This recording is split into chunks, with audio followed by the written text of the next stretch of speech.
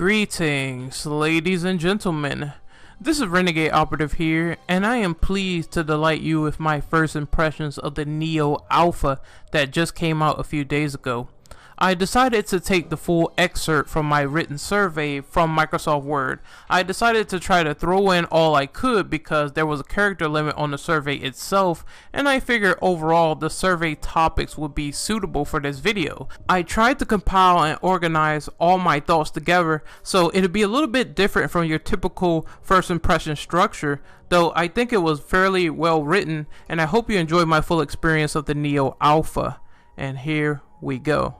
The action and controls within the Nioh Alpha demo didn't leave a negative connotation. They were actually pretty good, pretty smooth. It was among the variety of something that most convoluted control schemes never tend to do, and is that they leave the lasting impression that the controls feel very smooth when you pick up and play. It's very easy to pick up for a new user or an action veteran. Even without looking at the skill list frequently for half of my experience, I got the notion of how the action buttons coordinated throughout the alpha. My attacks felt very swift and deadly in sync. However, what prevents this from being very good is the precision. The precision didn't feel nigh perfect upon the level of uber tight controls. There's a lot of games that I played that had much tighter controls, much tighter action, and it all felt perfect in that regard. But Nioh felt a little bit loose.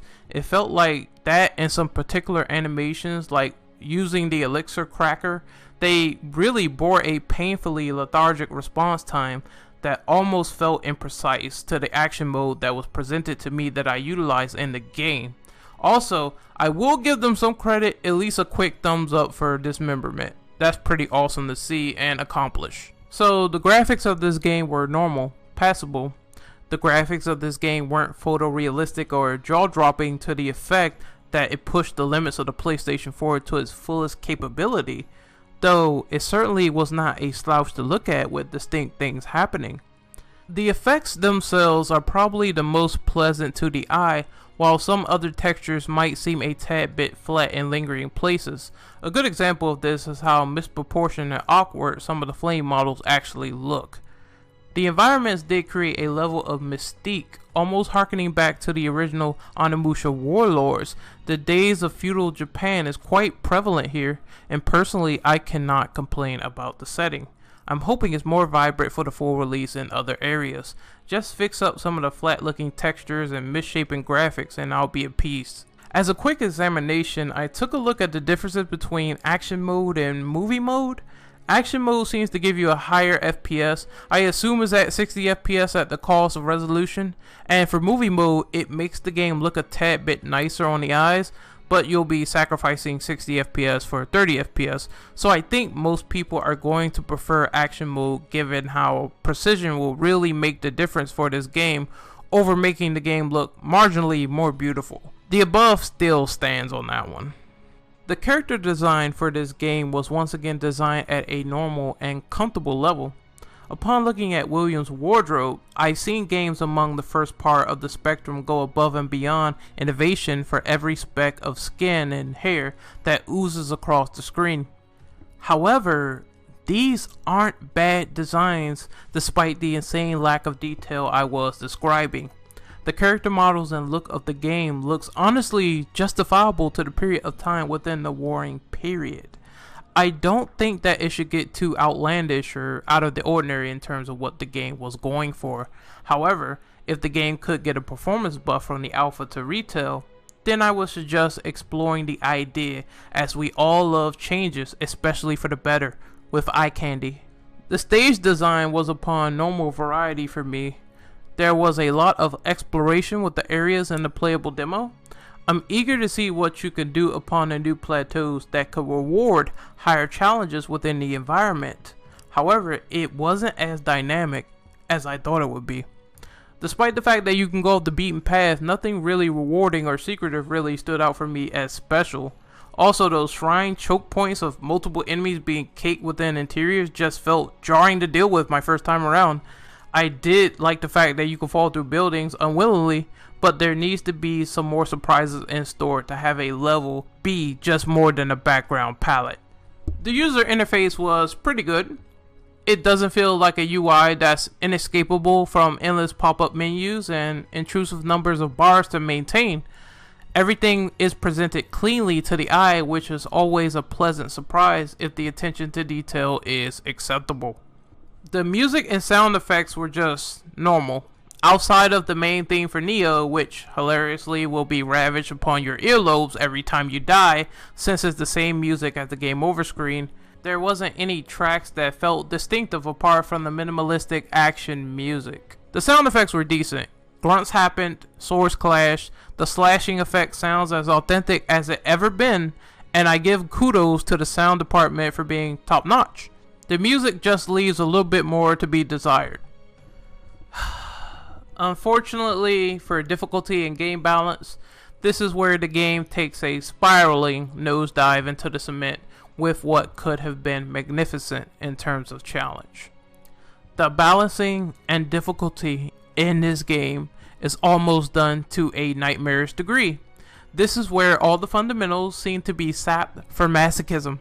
You'll quickly get one-shotted by normal enemy red shirts without a technique to close the gap if you choose to flight instead of fight. This game is very akin to a faster version of Dark Souls. You see that Dark Souls aesthetic leaking all over this game, and I feel that the option to evade or sneak past the enemies like you can in the Souls games should still be a viable option to players of Nioh who aren't well equipped to deal with death in particular areas yet. Perhaps you could even take a recommendation from me and add in a difficulty option so the typical players can choose varying levels of artificial challenges from normal to hard to easy. If the game is designed in this fashion as design difficulty where it's ultra hard, it has little to no merit with the current reward system, then I think that this game is an unbalanced mess in its current state. I think if they don't change this difficulty where it's just balls to the wall extreme and you can barely get past the first area in the demo, then this game will be destined for failure. Scale the vision back of just busting the player's chops. Notice the options that should be available for the player in case they want to tackle a fight head on, in case they want to run from that fight, in case they want to be defensive and parry everyone. That should be at play especially. Tackle various ways to take down larger groups of enemies with strategy and precision, because the way everything is now, especially with fighting two or more multiple enemies, you'll get one-shotted almost immediately.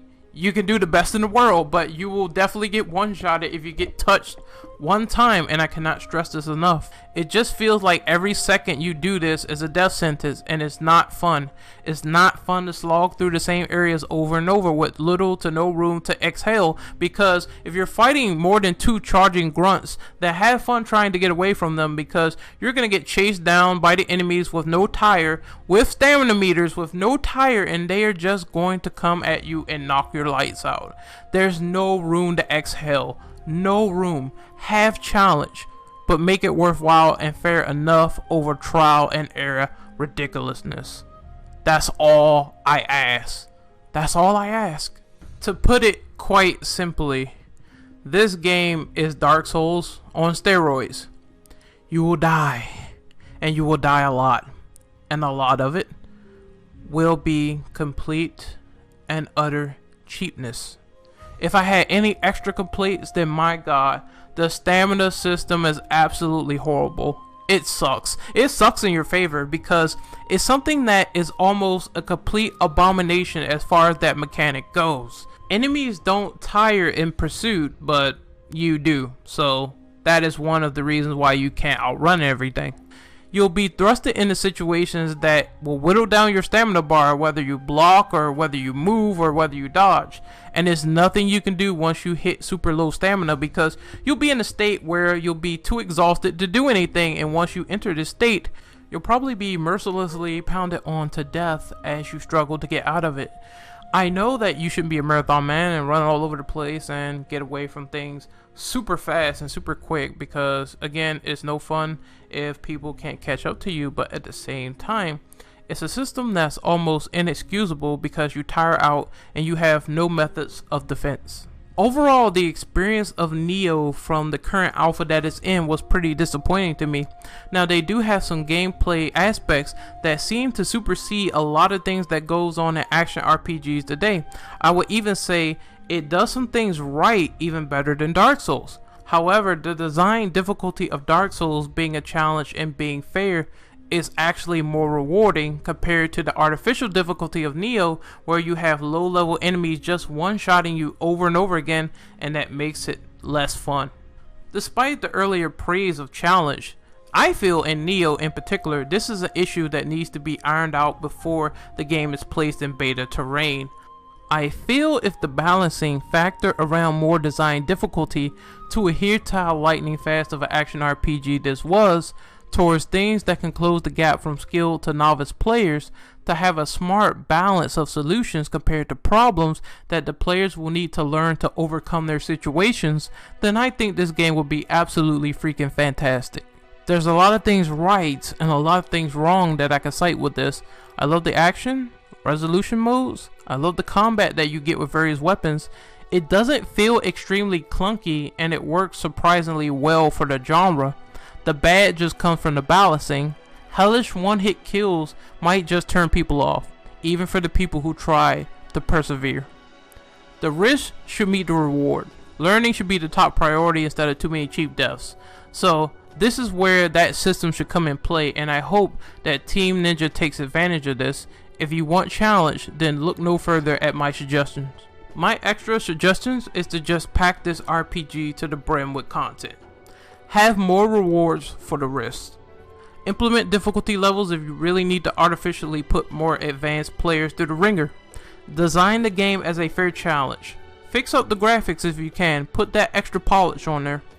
Make the levels more diverse with secrets, make the story elements stand out, and make the co-op system work better to our benefit to a better degree.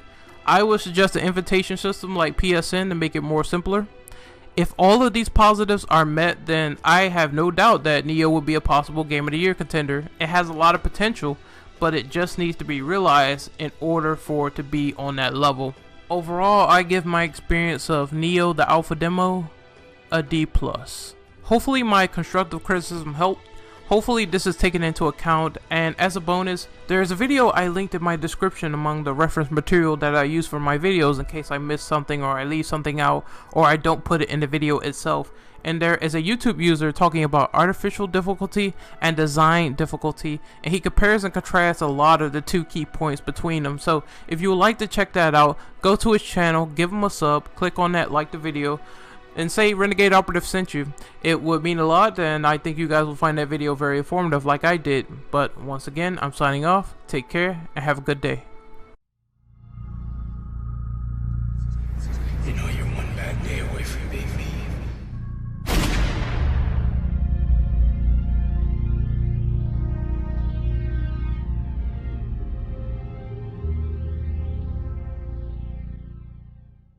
Shutting up all the get good comments in T-3, 2, 1, ta-da!